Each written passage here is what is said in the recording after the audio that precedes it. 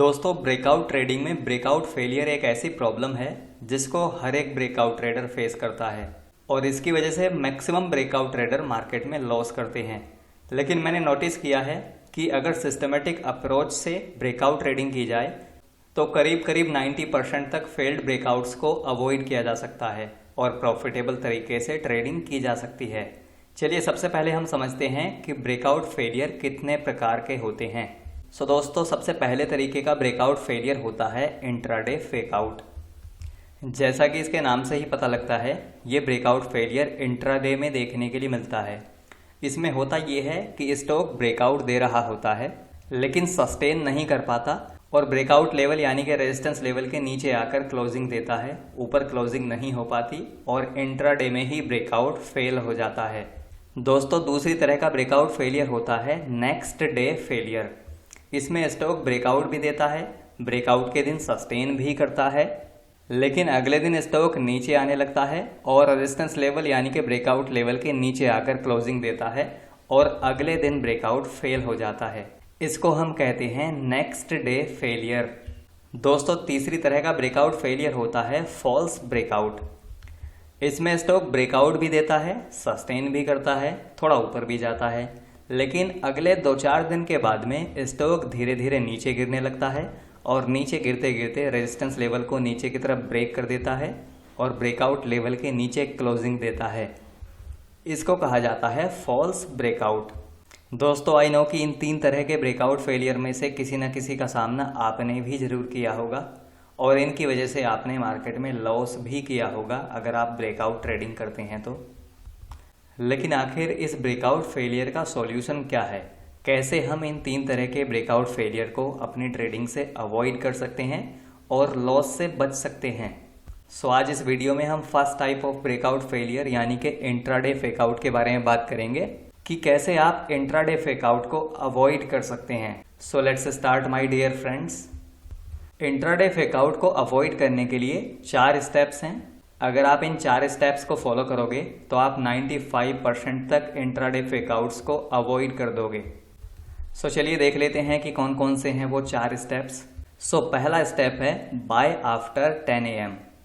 Maximum traders गलती क्या करते हैं कि मार्केट खुलते ही ब्रेकआउट स्टॉक्स को बाय करना शुरू कर देते हैं, लेकिन मार्केट ओपनिंग के फर्स्ट आवर में वॉलेटिलिटी बहुत ही ज़्यादा होती है। ओपनिंग में BTST और STBT वाली ट्रेडिंग चल रही होती है और मार्केट ओपनिंग में ब्रेकआउट देने वाले मैक्सिमम स्टॉक्स ब्रेकआउट फॉल्स कर देते हैं।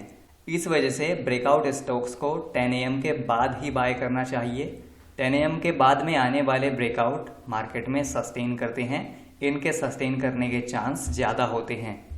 सेकेंड स्टेप है बाय अबव 2% ऑफ रेजिस्टेंस। जब आप इंट्राडे फेकआउट्स को स्टडी करोगे तो आपको पता लगेगा कि जितने भी स्टॉक्स इंट्राडे में फेकआउट देते हैं उनमें से 95% ब्रेकआउट लेवल से 2% तक ऊपर नहीं जा पाते। जैसे ये कोई ब्रेकआउट लेवल है या फिर एक रेजिस्टेंस लेवल है, अगर स्टॉक ब्रेकआउट देने के बाद इसके 2% तक ऊपर जा रहा है तो ही आपको उस स्टॉक को बाय करना चाहिए, क्योंकि जो स्टॉक रेजिस्टेंस लेवल से 2% तक ऊपर नहीं जा पाते, जैसे 1.5% या 1.7 या फिर 1.9% तक जाकर वापस आने लगते हैं, ऐसे ब्रेकआउट्स अक्सर फेल हो जाते हैं इंट्राडे में ही। आपको केवल उन्हीं स्टॉक्स को बाय करना चाहिए जो कि ब्रेकआउट लेवल से 2% ऊपर निकल जाते हैं, यानी कि ब्रेकआउट स्टॉक को रेजिस्टेंस लेवल के 2% ऊपर ही बाय करना चाहिए। दोस्तों, थर्ड स्टेप है चेक वॉल्यूम। लो वॉल्यूम वाले मैक्सिमम ब्रेकआउट्स अक्सर फेल हो जाते हैं। कभी कभी ये इंट्राडे में ही फेल हो जाते हैं, कभी कभी अगले दिन फेल हो जाते हैं और कभी कभी 2-3 दिन के बाद फेल हो जाते हैं। आपको चेक करना चाहिए कि स्टॉक में ब्रेकआउट के दिन कितना वॉल्यूम बढ़ा है। अगर स्टॉक में ब्रेकआउट के दिन एवरेज वॉल्यूम से 50-60% ज़्यादा वॉल्यूम आया है उस ब्रेकआउट को आपको बाय करना चाहिए। अगर वॉल्यूम में जंप नहीं आया है ऐसे स्टॉक में आपको वेट करना चाहिए वॉल्यूम में जंप आने का, या फिर उसको अवॉइड करना चाहिए अगर वॉल्यूम में जंप नहीं आता है तो। क्योंकि दोस्तों, जैसा कि आप सब जानते हैं कि प्राइस एक्शन वॉल्यूम के बिना अधूरा है। अगर स्टॉक में वॉल्यूम होगा तो स्टॉक ऊपर जाएगा, अगर वॉल्यूम नहीं होगा तो वो ब्रेकआउट को फॉल्स कर देगा। इसलिए वॉल्यूम को चेक करना जरूरी है। दोस्तों, फोर्थ स्टेप है निफ्टी का ट्रेंड। बुल मार्केट में स्टॉक्स ब्रेकआउट भी देते हैं, ब्रेकआउट सस्टेन भी करते हैं और ऊपर भी जाते हैं। लेकिन जब मार्केट साइडवेज होता है तो ऐसे में ब्रेकआउट फेलियर ज़्यादा देखने के लिए मिलते हैं। और अगर मार्केट नीचे जा रहा होता है तो ब्रेकआउट सस्टेन ही नहीं करते। इसलिए आपको ब्रेकआउट्स को केवल तभी बाय करना चाहिए जब निफ्टी ऊपर जा रहा हो, ओवरऑल मार्केट का ट्रेंड बुलिश हो। अगर आप इन 4 स्टेप्स को फॉलो करोगे तो आप मैक्सिमम फेकआउट्स को अवॉइड कर दोगे। दोस्तों, ये चारों स्टेप किसी बुक से नहीं लिए गए हैं, ये मैंने खुद अपने एक्सपीरियंस से अपने लिए तैयार किए हैं, जिनको मैं आपके साथ में शेयर कर रहा हूँ इस वीडियो में। आई होप कि आपको ये वीडियो अच्छा लगा होगा एंड आई नो कि अगर आप इन 4 स्टेप्स को फॉलो करोगे तो ये आपके लिए काफ़ी हेल्पफुल रहेंगे।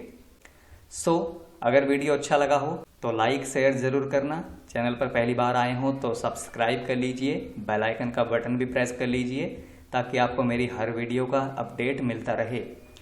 ओके दोस्तों, so keep reading, keep trading, keep investing. Thank you for watching.